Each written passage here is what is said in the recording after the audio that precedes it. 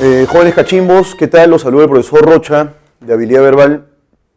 Como ya habíamos adelantado la semana anterior, tenemos que desarrollar los aspectos medulares del sentido contextual de un término en el marco de los tipos de ítems en la comprensión lectora.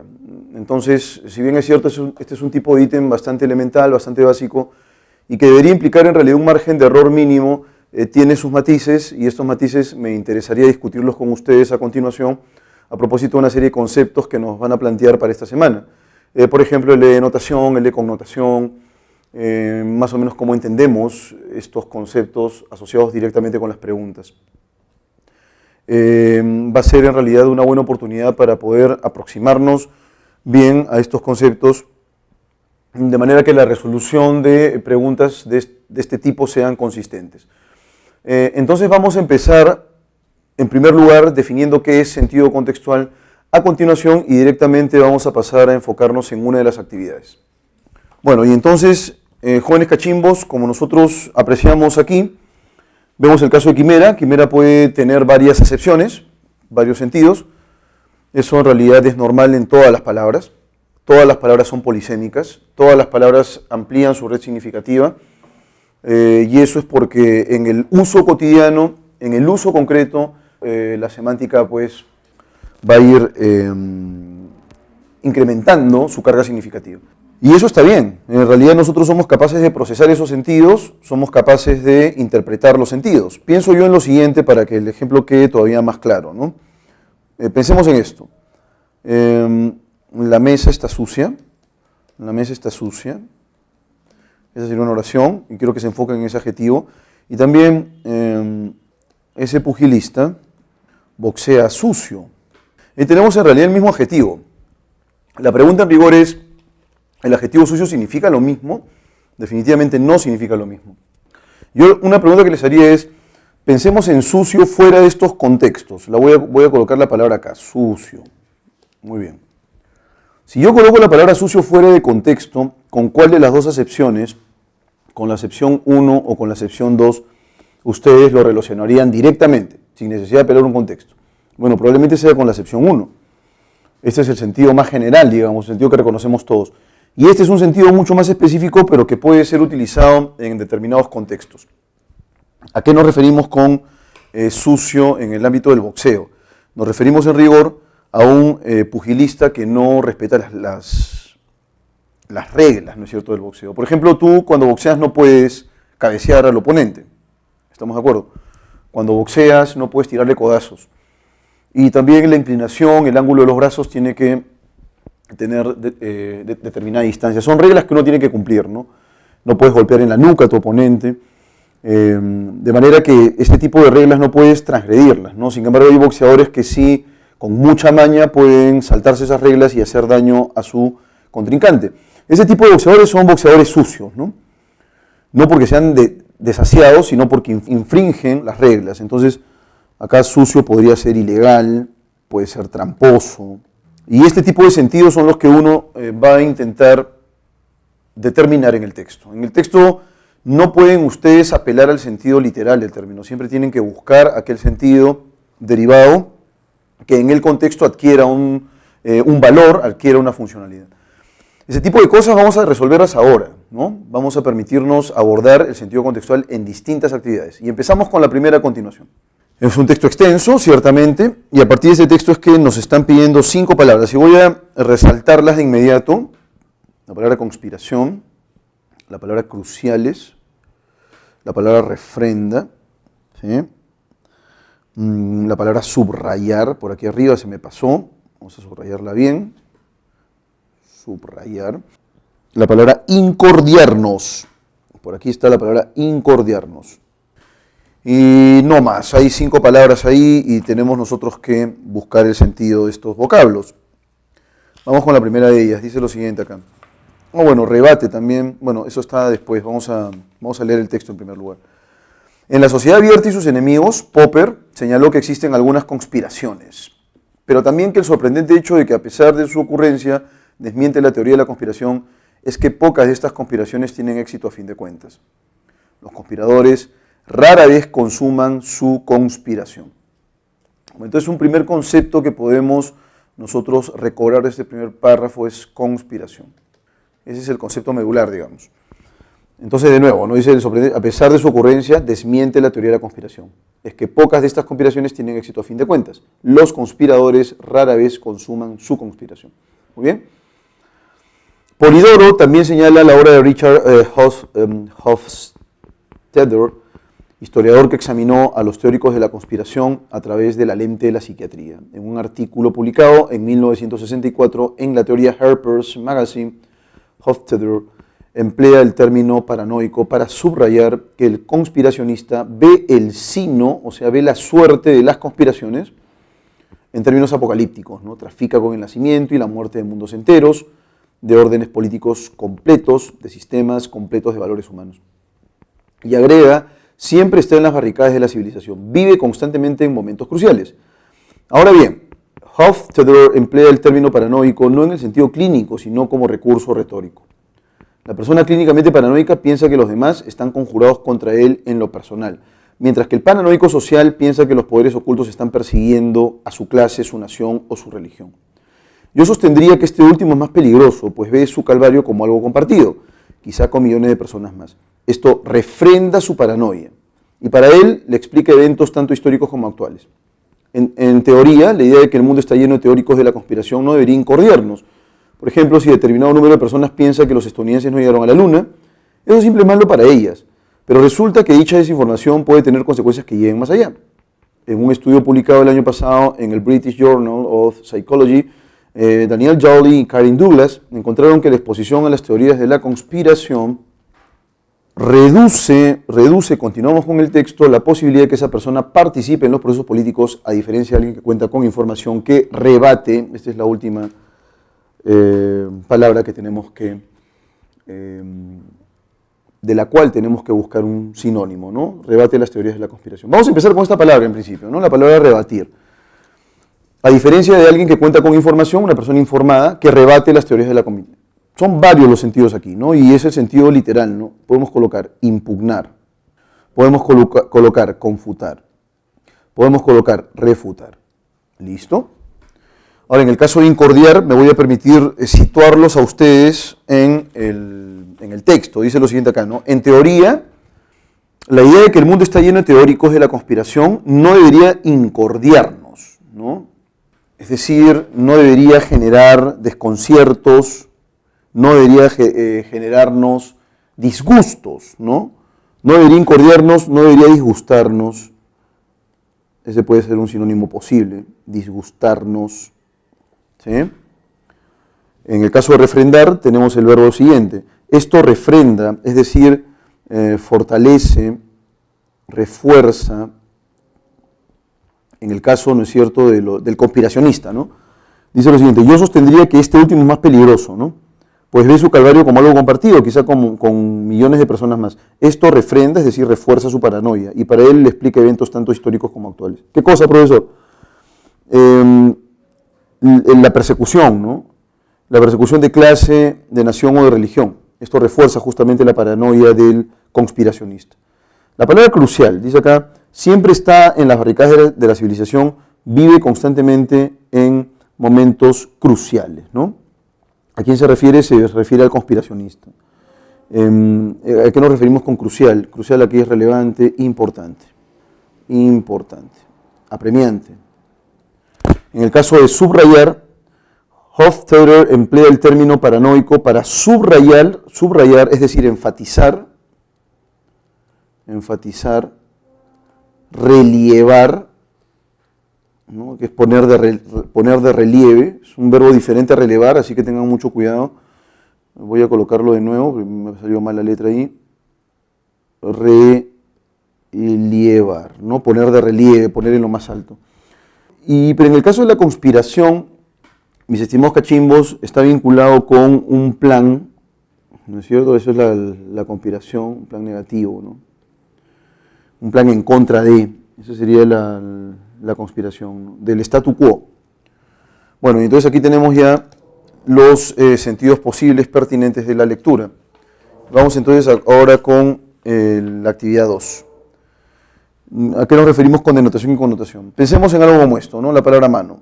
¿Qué es lo primero que se te viene a la mente cuando coloco la palabra mano? ¿Cuál sería el sentido específico?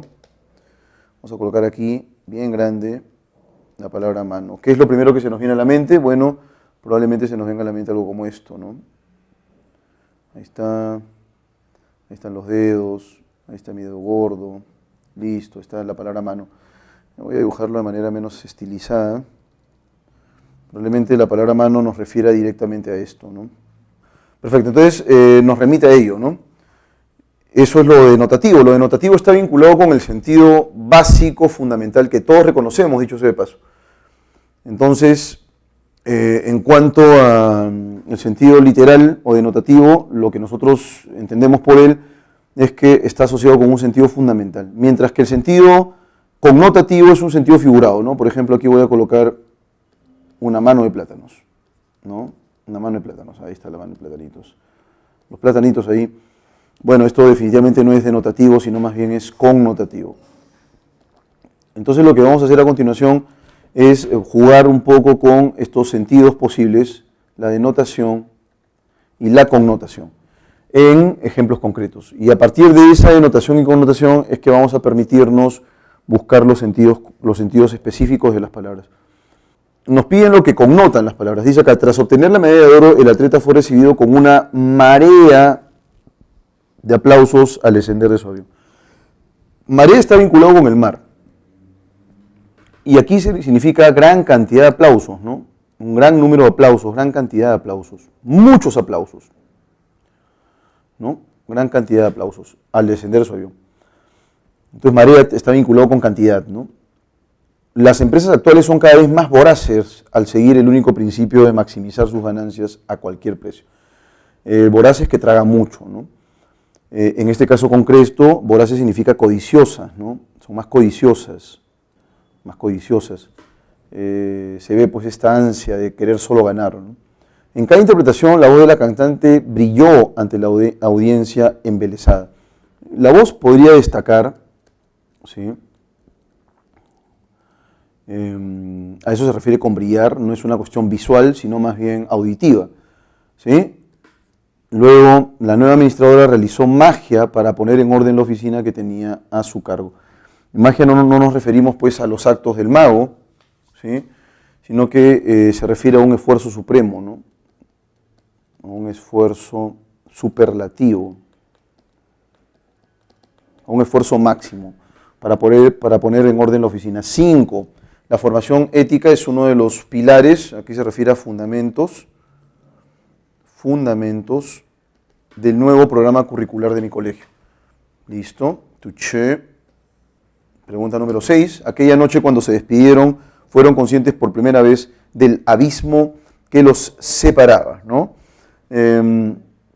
Abismo se refiere pues a brechas, ¿no? Pero no brechas de carácter físico, sino más bien, digamos, de carácter emocional, ¿no? Porque aquí se refiere a las emociones, a los sentimientos. Entonces, en este caso concreto, aquella noche, cuando se despidieron, fueron conscientes por primera vez del abismo que los separaba. Podemos pensar nosotros de la indiferencia, del desapego, ¿no? Del desapego que los separaba. Sus decisiones lo condujeron a un torbellino del cual le resultó imposible escapar, ¿no? Lo condujeron a un serio problema, ¿no? Un culebrón, a un gran problema del cual le resultó difícil escapar, ¿no? Luego de ser despedido de su último empleo sin ninguna explicación, sintió un sabor agrio en su boca. En realidad aquí no podemos colocar sabor agrio y en su boca, ¿no? Sintió un descontento mayúsculo, a eso se refiere, ¿no? Aquí en realidad se tendría que cambiar todo esto, ¿no? No es solamente la palabra agrio. La palabra agrio es se debe interpretar en sentidos connotativos y es por esa misma razón que es toda la expresión, sentir agrio en su boca, ¿no? Entonces, sigamos. Dice acá, el profesor le dijo a su asistente que sería sus ojos dentro del aula para conocer a la conducta de los estudiantes, ¿no? ¿A qué se refiere con que sería sus ojos, ¿no? Él en realidad sería algo así como el que supervisa, ¿no? Que sería su supervisor dentro del aula. La persona que cuide, ¿no? Y finalmente la sentencia se amparó, se sustentó en una serie de cláusulas casi desconocidas del Código Penal que se encuentra en vigencia. Bien, ahí tenemos entonces lo que connotan los términos planteados. Y ahora vamos a resolver el texto número 1, que es el último ya de esta sección, un texto de opción múltiple, pero que está conformado por varios párrafos en principio y también varias preguntas. Entonces vamos a conectarnos de inmediato con la lectura y vamos a resolverla de manera muy puntillosa. Dice aquí lo siguiente: intentemos imaginar, siguiendo las indicaciones de Jacob Johann von Uexküll, uno de los máximos zoólogos del siglo XX, una garrapata suspendida de su matorral en un bonito día de verano, inmersa en la luz del sol y rodeada por todas partes de los colores y los perfumes de las flores de campo, del zumbido de las abejas y otros insectos, del canto de los pájaros.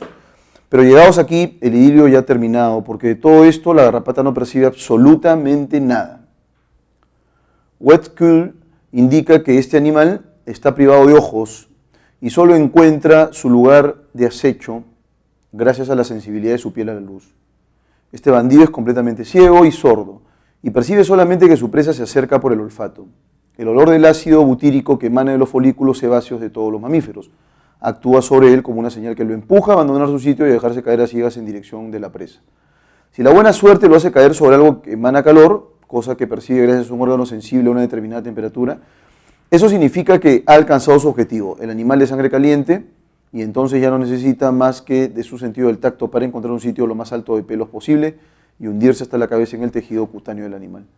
Ahora sí puede sorber lentamente un borbotón de sangre caliente. Sería lícito esperar, llegados a este punto, que la garrapata ame el gusto de la sangre, o que posea al menos un sentido para percibir su sabor, pero no es así. Uexküll nos informa que los experimentos realizados en laboratorio con membranas artificiales llenas de líquidos de diversos tipos enseñan que la garrapata está absolutamente desprovista del sentido del gusto. Ella absorbe ávidamente cualquier líquido que contenga la temperatura justa, es decir, los 37 grados correspondientes a la temperatura de la sangre de los mamíferos. Como quiera que sea, el banquete de sangre de la garrapata también es su festín fúnebre, porque no le queda ahora nada más que hacer, excepto dejarse caer al suelo, desovar y morir.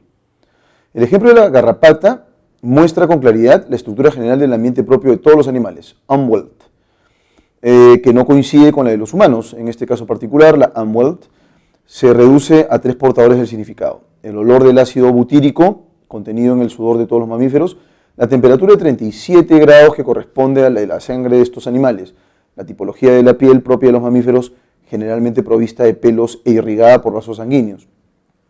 Pero ella está inmediatamente unida a estos 3 elementos en una relación tan intensa y apasionada como quizá nunca nos es dado encontrar en las relaciones que ligan al hombre con su mundo, en apariencia mucho más rico. La garrapata es esta relación y no vive más que en ella y por ella. ¿Sí? Un buen clásico el de esta garrapata para poder detectar, digamos, el destino inexorable por el que pasan algunas especies, ¿no? Y entonces aquí, sobre la base del ejemplo de la garrapata, se postula medularmente en el texto. Vamos entonces a revisar las preguntas de opción múltiple. Pregunta número 1. Sobre la base del ejemplo de la garrapata se postula medularmente en el texto que es viable definir la existencia de una realidad única para los animales. Los seres vivos hallan en sus sentidos la clave cardinal de sus hábitos. Cada animal posee una relación específica y singular con su entorno, y los animales fijan su entorno a partir de 3 portadores de significado.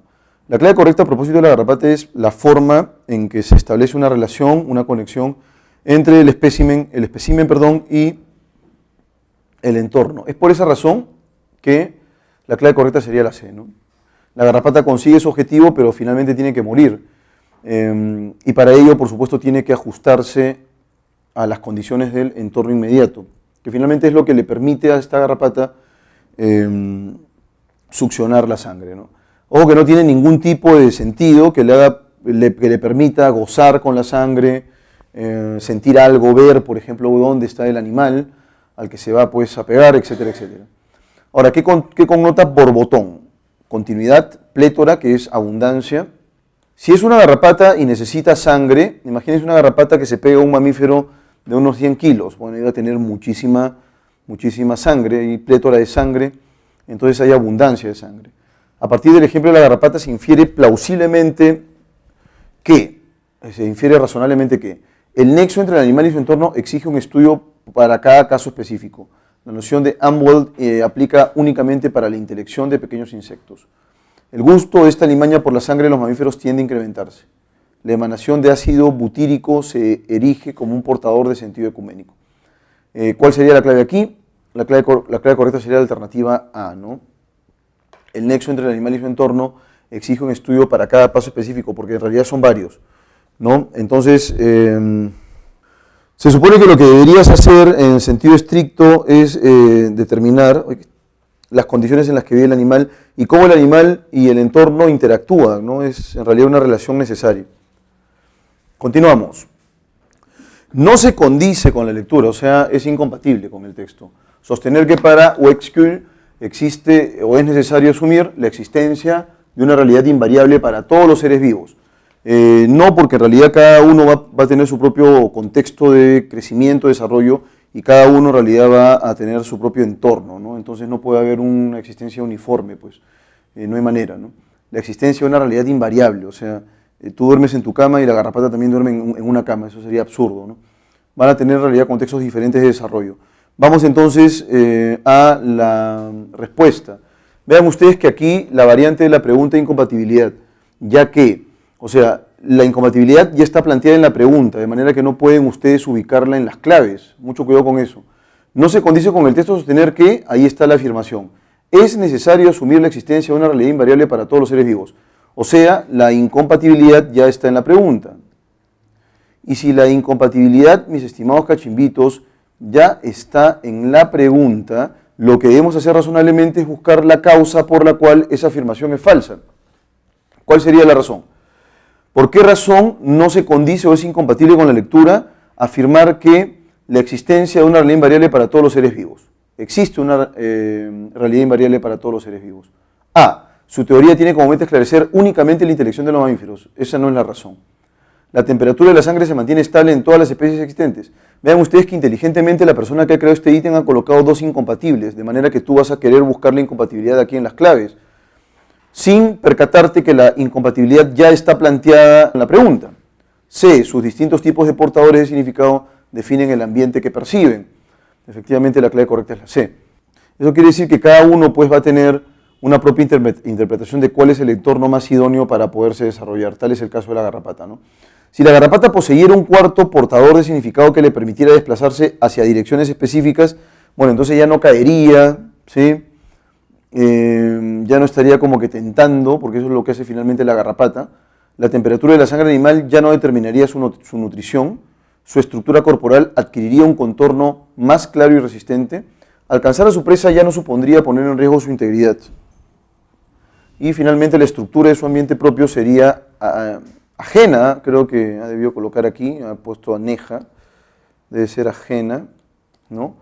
La clave correcta aquí sería la alternativa C. Alcanzar a su presa ya no supondría poner en riesgo su integridad.